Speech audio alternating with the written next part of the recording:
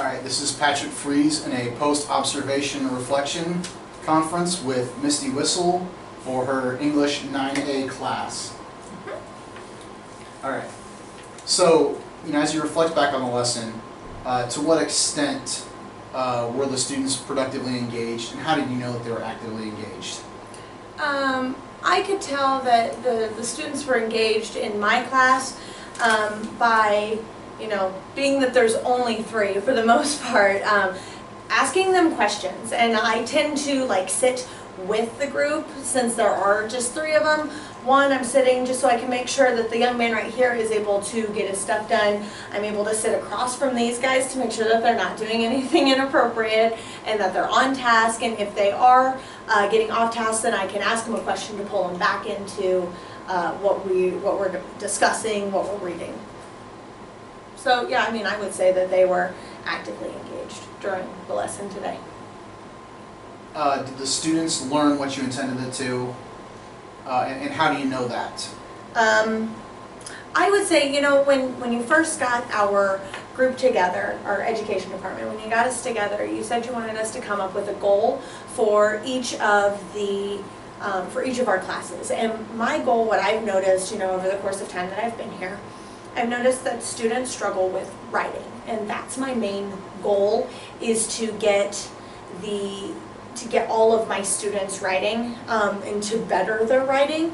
And so that's why I have a weekly paragraph that the kids edit, and they go through and they figure, okay, this is what needs to be capitalized, we can take this word out, this word needs to be switched, whatnot. And then I'm able to gauge how their writing is going, because on Fridays, that's when they actually get to write about, what we were discussing. This also goes into play that next week, my kids are writing a personal narrative about, based off of what the book's talking about, things that have helped them, events in their life that have changed who they are as a human being or as a person. And so I can tell how my kids are doing by the worksheets that we do that work on discussion questions, their daily writing. That's how I'm really trying to focus my goal, my instructional goal, and I can see that they've met that each day by making sure, utilizing the discussion topics. With your your instructional goals and whatnot, do you ever think about posting those on the board so that, and actually even talking about with the kids about, hey, here's what our instructional goal is for the day, or here's our goal for the day, and then even at the end of the lesson, hey, do you feel like you met this goal for the day, and getting them to take some ownership in that? I've not done that. Most of the time I just put down what the assignment is that we're doing for the day so that they know what they need to get done. We have our routine that they come in, do their paragraph, and do that. What I did talk about, yes, I should put it up on the board to get to what you're saying. Yes, I should, and that can be something that I can work on putting it into my lesson, because I've not done that. And being that I'm really working on planning and how to plan out my lessons, I think that would be good.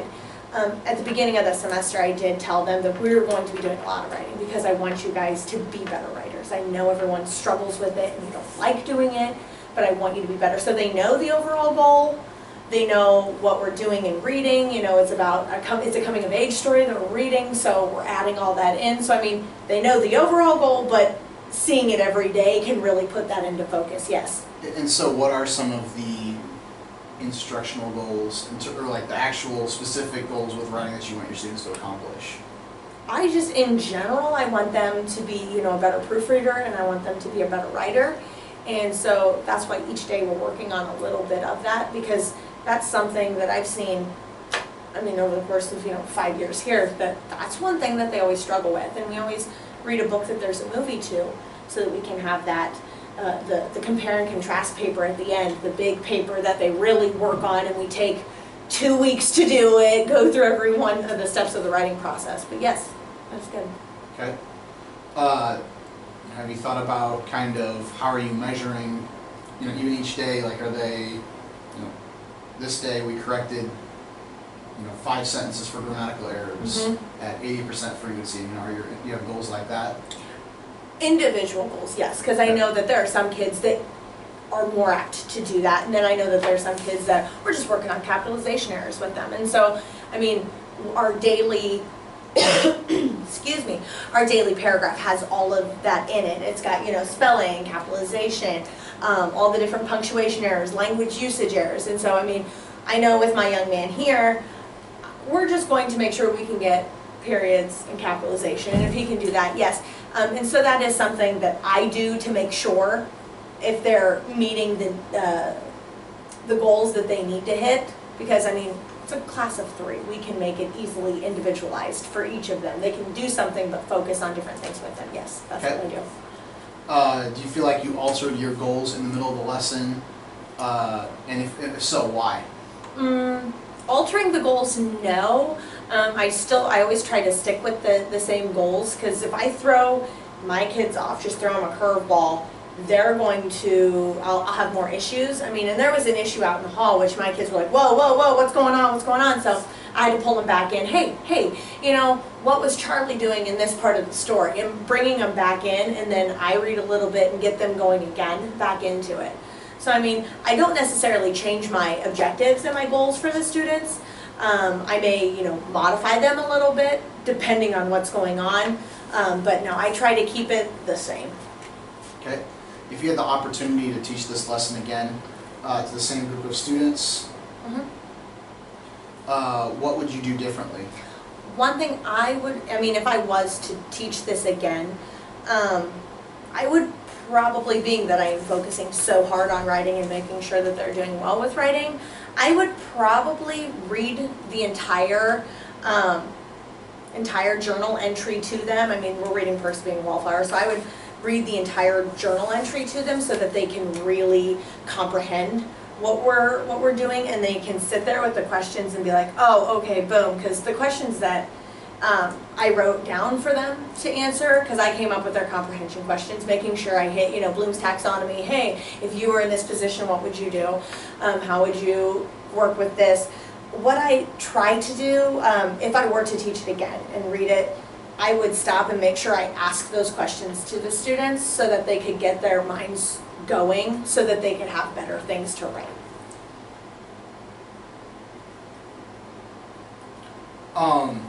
Could you kind of give me just a rundown of what you thought was the strength of your lesson, the best part of your lesson today, the strength, when you did the best? I would say getting the kids involved would probably be the best part of my lesson. And that's one thing, I mean, I feel I do well with, is keeping them engaged. Especially, you know, being that it's a bunch of kids that don't like going to school, to try to keep them involved with stuff and thinking about other things, because what we hit today was pretty hard, rough and deep, and so I wanted them to be able to voice their concerns and how they felt and what they would have done if they were in Charlie's situation. So keeping them engaged, I feel, is one of the better things that I can do, or that I do. What would you say then was an area for improvement with this lesson today? Let's see, area of improvement. Obviously, you know, as you mentioned, putting out there what the objectives are for the students each day, that is something that I can definitely improve on, so that it's always in their mind. And if it's always in their mind, then hey, it's always in the front center of my mind, especially, you know, with my planning, making sure that I can do that, yeah. I would agree. I also thought one of the strengths of the lesson was it's very organized. Students, you know, what was on the board, they knew what to come in and do. They got right to work, and there was quick and active engagement. You did a lot of questions. You did a great job of informally assessing in the moment kind of what they were understanding and tying back to previous knowledge. And you're asking questions. You know, what do we call this? You know, where have we seen this before? Yeah. You know, and talking about that. And I think the next step would be then making sure that some of those are tied to some more formative assessments, and then also you know, going through and talking about, you know, having specific measurable objectives for those students. You know, for the student over here, you know, I want him to be able to correctly punctuate or capitalize, you know, a third grade reading prompts Mhm. with 80% Accuracy, yeah. 80% accuracy by this given date, as specific and measurable, have it as much of a SMART goal as possible. Mhm. I think Being that especially that you were pushing SMART goals when we had our education meeting, yes, definitely. And I think that even those then, if you even break down a little bit of what that looks like for those students, I think especially with 3 kids, they can get really active and involved Oh, and take easily. some ownership of meeting those goals Mhm. and relate that back to you. And then the last thing is, what Iowa teaching standards and criteria, related to this lesson. I would say definitely it would be standard 3, being that we have, as I've talked to you about, my personal goal as a teacher is I really want to focus on planning and making sure that every kid is getting the individualized instruction that they need. I don't have large classes, so giving them that extra help. So I would say, planning and I would say, standard 3, but it would be like criteria C, because I'm checking out, their backgrounds. His background is a lot different than his, and making sure, like, I know these guys. I've had them before. I've not had him, so I have to build that relationship with him to understand where his struggles are, what he feels his struggles are, because that's going to be a lot different than what his actual struggles are. Knowing strategies to engage all of them. I mean, I do that well, but criteria D, and also E, because we add the technology, bringing in the smart board and going over and doing all of the editing on the smart board with them. Okay? And I'd agree. Obviously, we've talked about, since this is a special education class and we're focusing on SDI, and one of our building focuses is meeting the needs of every student and meeting them at their level. I would say that this is going to continue to be an important piece, and obviously meeting the standard is going to be one of the focuses throughout the year, and continue to be a focus throughout the year, and just being aware of, especially because a student over here is at this level, a student over here is at that level, and specializing instruction to meet their needs, and as much as possible that you can document and show. Going back to talking about objectives and SMART goals, as much as you can show that this is what we're doing and showing that they meet those goals is really gonna benefit us all in the long run. Definitely. So, All right. thank you. Yeah, no, thank you. I appreciate it.